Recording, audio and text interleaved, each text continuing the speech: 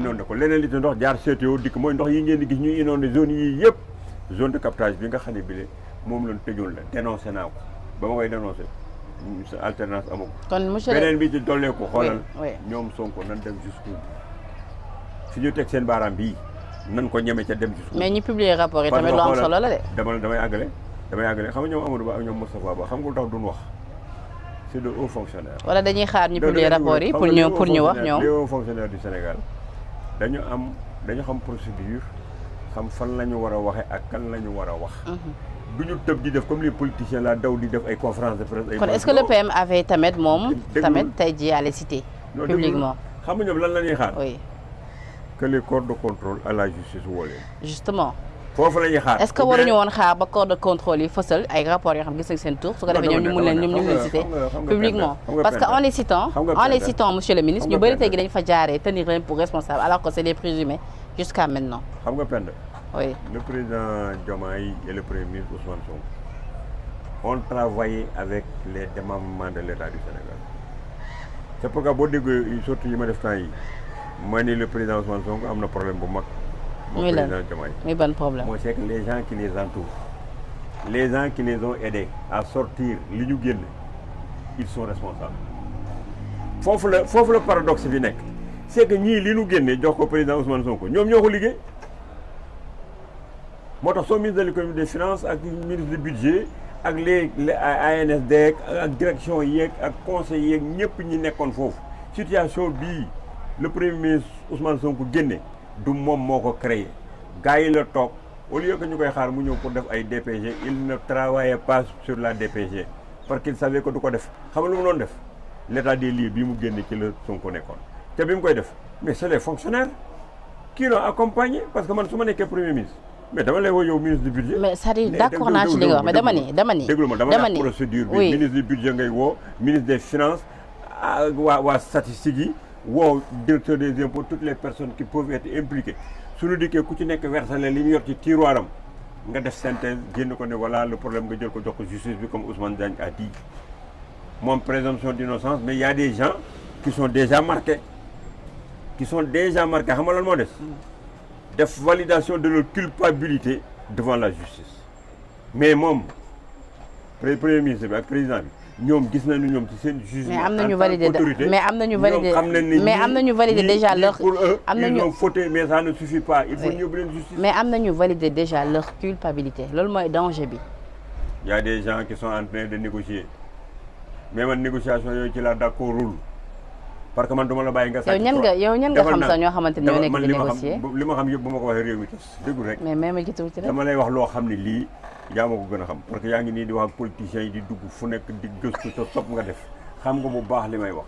gis nga ñii am na ñuy négocier ñii di négocier xam nga président Diomaye wax na loo xam man d'accord ma en disant que bu gars yi jëlee xaalis. mais monsieur le ministre mais c'est-à-dire non mais xaaral li nga ma def diffamation la. li ma wax nii c'est très mais da nga ma diffamé après tu portes plainte déglu rek li ma la wax nii c'est très important xam nga bu président Diomaye waxee ne. ku jël xaalis kaay nga am loo ci rembourser ñu bàyyi nga def mais man Thierno Lo ba ma joxee un budget de 10 milliards mais je vais détourner les 10 milliards je te rends 5 milliards. dem lekk sama 5. loolu du yoon soo sàccee dañ la naan bu ñu la dugalee ci kaso bi tant que delloo si xaalis bi doo génn. ils ont aussi parlé des subventions ciblées ci li nga xamante ni moom moo di énergie bi lu ni mel tamit ci sa gis-gis naka lañ ko war a mun a defee donte ni publier guñu li nga xamante ni moom moo di seen référentiel bi ñu wax dinañ ko publier en octobre. dama la ne boo nekkee un président de la République sax ci moom ci boppam gis bu nekkee président de la République y a des choses yoo xam ne sax même le ministre de l'économie des finances du ko wax xam nga boo demee ministère des finances am na des fonds yu ñuy créer yoo xam ni dañ koy def des fonds de sécurité yoo xam ne duñ ko wax président bi parce que un président sénégalais day génn fii rek dem Kébémer bu demee foofu waa Kébémer daan ne ko waaw dañoo soxla hôpital mu daan ne leen may naa leen hôpital su ma demee ñu daal di koy def du xool orthodoxie du xool budget du def dara léegi bu dikkee ne ministre des finances def ko gis nga fonds de sécurité yooyu ñu taxawaloon ci la ñuy tibb pour defar ko engagement yi nga xam ne bi jël na ko ci biti donc le président du xam sax li xew man daan naa toog président Ablaye Wade mu toog di wax naan waaw léegi damay ñaan sax le premier ministre des finances Ablaye Diop nunu dimbali pour defaral nu telle affaire parce que xam na ne Ablaye bu demee avec ses techniciens il faut des gymnastiques pour génneel ko xaalis boo xam ne moo koy permettre mu respecter ay engagements yu ñu amoon fële ca pourtant le budget a été voté donc des choses peuvent se passer à l'insu du président de la République. mais am na yoo xam ne président bi ci boppam moo wote budget mooy affecté marché yi moo koy joxe président Macky Sall projet yi mu def yëpp def ci ay milliards. moo ko doon gérer boppam moo def les affectations. les ministres n'ont fait qu'exécuter ce qu'il leur demandait de faire. man nag quand je suis un fonctionnaire de la République. la loi me permet une chose. Ça c'est pour attaquer le principe qui consiste à dire que oui, j'ai reçu des instructions. Quand une instruction est irrégulière, en dehors des textes, les textes te permettent de dire que non, je ne fais pas. Donc les fonctionnaires là, il ne faut pas être protégé. Quand l'autorité te donne une instruction, bu jaarul yoon bul ko def pourquoi en France doo dégg mukk. mais li mu wax ci ministre bu am fit jox daajam jox ma essence. mais li mu wax ci subvention mais li mu wax ci subvention ciblée yi li ñuy wax ci énergie bi pour yow ci sa gis-gis naka lañ ko war a mën a defee. man daal li ma xam. mooy ay subvention ci boppam dañ ko doon def ci énergie. léegi nag avec la situation pays bii ñu gis on va vers des moments très durs quand les bailleurs de fonds vont apprécier ce qui a été fait c'est l'état des lieux. Contrairement à l'égard le FMI et la Banque mondiale, d'où nous attaquons beaucoup le gouvernement du Sénégal sur ce devoir de transparence. Mais, pour nous redresser, de nous accompagner pour nous, qui nous imposer des conditionnalités qui vont supprimer les subventions, qui vont supprimer les politiques sociales, et ça c'est le peuple sénégalais qui va vers des mois de souffrance.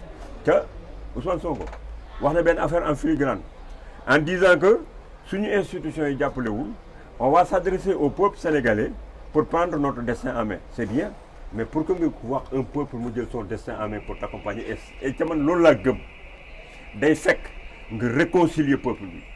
Day fekk diviser le peuple en deux entités, le peuple de Pastef et le peuple des autres. Est-ce que réconciliation boobu monsieur le ministre dina yombati jamono ji ak arrestation yi ñu gis. Il est le Sénégalais il est le président de la République de tous les Sénégalais et nous sommes 18 millions de Sénégalais.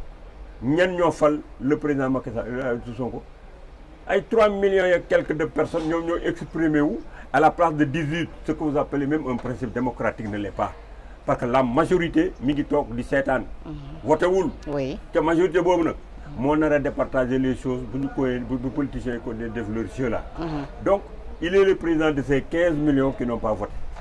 Ces 15 millions regardent faire et vivent les conséquences. Parlant de la parlant. Donc, il faut voir avec Sénégalais. Vous nous divisez, nit ñi ne leen jël ñoom ñëpp ku ci nekk ñu fertiliser li muy def. Mais xam nga li ñuy def confusion mooy man les jeunes de Pastef là qui ont donné leur vie ñàkk seen ay cër ñàkk seen ay mbokk ñu dóor leen ay lacrymogènes. Quand j'ai vu le film là qui a été fait sur les tortures qui ont eu lieu, je me suis dit que ça c'est pas mon Sénégal et que ça doit être tiré au clair parce qu'on va mettre les gens en prison et que la prison du place au nit. ci jamono oui mais si jamono jooju damay àggale ça dama lay relancer fi nga taxaw noonu. non damay àggale parce que dafa am lu important parce que ces jeunes là qui ont souffert mën nga leen a dimbali mais waruñu la dicter la loi.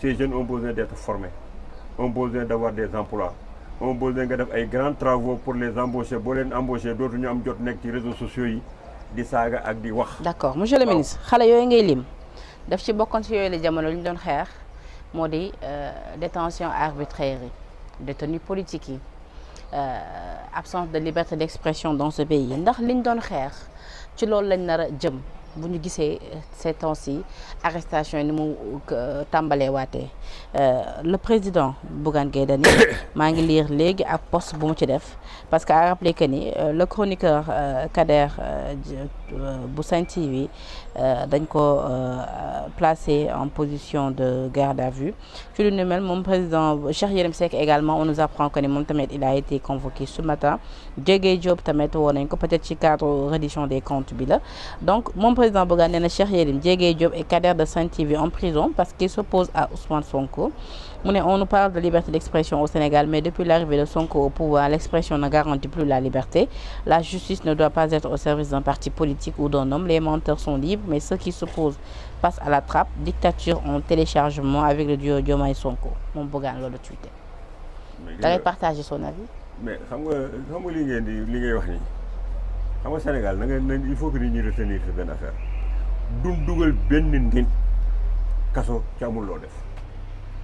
muy ci régime Sonko di ci régime Macky Sall képp koo mos a gis ñu jël ko yóbbu ko justice am na lu mu def yow mii lu tax yóbbuwuñ la police parce que defoo dara da nga toog sa kër ñii di filmer nii lu tax jàppuñu leen parce que da nga toogoon seen kër defuñu dara tooñuñu ku tooñul kenn mënu laa yóbbu police suñu la fa yóbboo nag c'est la justice mooy juger def li nga war a def mais tu parles de mon frère Cheikh Yérim Seck. oui.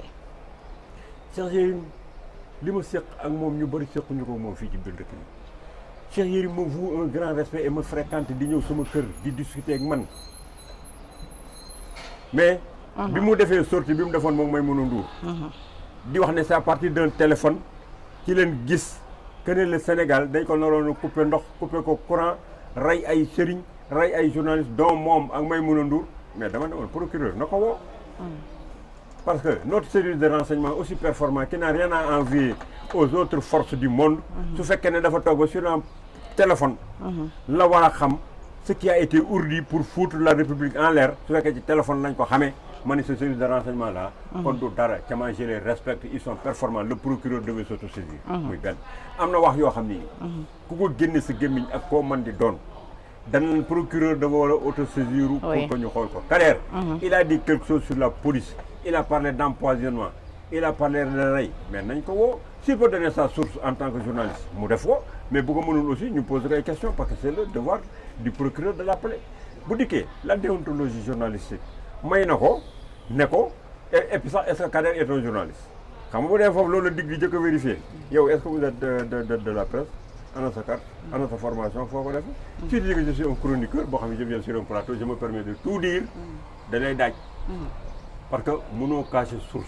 di nga génne sa source les journalistes dañ leen permettre ne leen seen source bu leen ko jox seen commentaire qui est libre dañ leen ko admettre mais si tu n'es pas journaliste toog wax lu mel noonu danañ la woo soo génnewul foo ko jëlee ñu daaj la pour diffamation même les autres arrestations à la sécurité de Kaaw Lat Diop ak yooyu noonu yëpp parce que dañoo def moo tax déglul Lat Diop ñoom ñooñu ay présumé coupable lañ quand vous êtes présumé coupable mën naan laa def interdiction de sortie du territoire mën naan laa mettre en garde à vue en respectant les délais de garde à vue mën naan laa permettre nga ñëw ak say avocat mën nañ la mettre à la disposition du juge bu jugé après enquête gis ne liñ la doon wax amul da lay bàyyi nga ñibbi sa kër su fekkee ne gis na ne liñ la doon wax am na ay traces am na libre conviction mu jugé ci daaj la ci biir prison il faut que Sénégal ñu régler fi Jérôme Bandiaky aussi su fekkee ne dem nañ gis ne ce qu'on lui reproche ils ont les preuves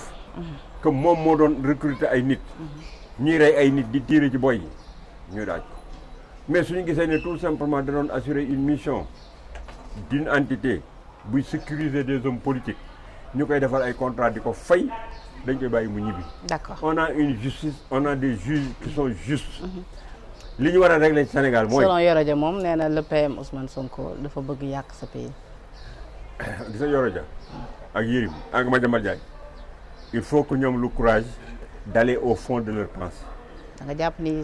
Madiambal Diagne am na leneen lu ñu waxoon. mais xam nga ñoom ils se sont prononcés de façon publique donc j'ai le droit d'apprécier. Tout à fait. Ce qu'ils disent. Tout à fait. xam nga Madiambal si vous l'écoutez. Il dit le premier ministre Ousmane Sonko est allé visiter le MFDC. Il a la preuve. Madiambal dit que Ousmane Sonko ne s'est jamais prononcé sur les soldats sénégalais yi ñu rayoon. Il n'a jamais répondu aux questions qu'on lui pose ci MFDC. Ça sous-entend quoi? Ça sous-entend quoi? Il est en connivence avec le MFDC. loolu lay wax et que par conséquent Ousmane Sonko est un rebelle. Ah oui. Il est du MFDC, c'est ce que Madiambal dit. beneen bi doole ko moom Madiambal ak Yoro Dia ils sont autour du président Macky Sall. Quand Yoro Dia vient dire, c'est mon jeune frère lui aussi, on a organisé des dîners débats. Madiambal est actuellement autour d'Amadou Ba. waaw autour d'Amadou Ba et autour de Macky Sall. Yoro, il était conseiller du président Macky Sall, il était un ministre à la présidence de la République. Oui. C'est mon jeune frère, j'ai organisé avec lui 2 dîners débats. Presse, pouvoir contre pouvoir, médias et démocratie. Yoro maa ko woo maa moom ñoo ko organisé donc kon am nga xam ne am nañu ay complicité intellectuelle. Oui. ak sama rakk la. Oui. Mais Yoro, qu'est-ce qu'il dit? Dama nekkoon dans le secteur privé, j'ai senti que la République était menacée. Ma soumis sama mbubu secteur privé pour aller défendre la République parce que mon pays était en danger. Danger contre qui? Des fossoyeurs de la République, des gens qui voulaient faire tomber toutes nos institutions et prendre le pouvoir par d'autres forces. Il l'a dit. Il a repris le même jargon que Madiambal en parlant du MFDC et des forces obscures. Et puis, il dit que le premier ministre Ousmane Sonko a réussi sa mission